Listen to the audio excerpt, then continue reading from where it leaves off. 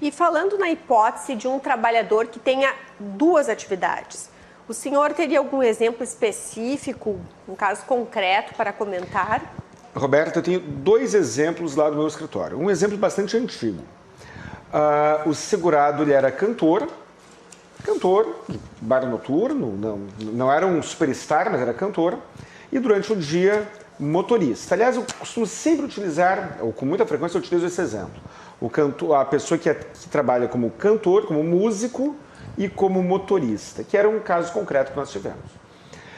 Ele contraiu uma doença física em que ele estava impossibilitado de trabalhar como motorista, mas ele seguiu trabalhando como cantor.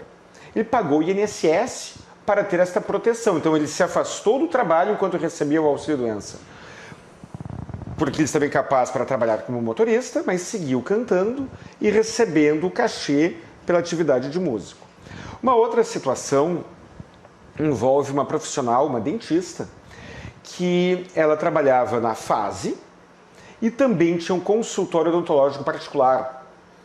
E ela ocorreu um evento, que não preciso detalhar aqui, que ela desenvolveu estresse pós-traumático relacionado com o ambiente, envolvendo pessoas com histórico de atos de violência.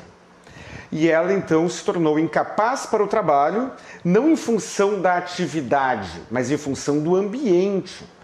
A incapacidade para o trabalho pode ser pelos sintomas da doença, efeito colateral do tratamento e pelo ambiente. Ela ficou incapaz de trabalhar naquele ambiente violento, por conta do estresse pós-traumático. Mas ela continuava apta ao trabalho como dentista no consultório e seguiu trabalhando normalmente e não tem nenhum problema. A dica que eu dou em geral é que as pessoas fiquem atentas para, caso uma das atividades gere remuneração igual ou superior ao teto da Previdência, é possível que a pessoa pague INSS no teto naquela atividade e na segunda atividade, se for contribuinte individual, não precisaria pagar, porque já pagou no teto. Mas isso que eu estou falando pode ser problemático quando o segurado paga em apenas uma das atividades sem ser no teto.